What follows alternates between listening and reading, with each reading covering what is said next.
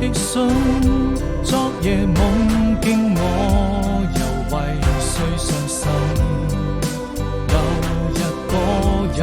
在等待見面，陪你到這裏聆聽，當雨過天晴還有無見繁星，每個瞬間都如此寧靜，呆呆地望着沿途風景，你的回音我在聆聽，我閉上了眼睛早已分不清，這一段愛情沒任何回應，保持距離心卻敢靠近，餘下了也會聽。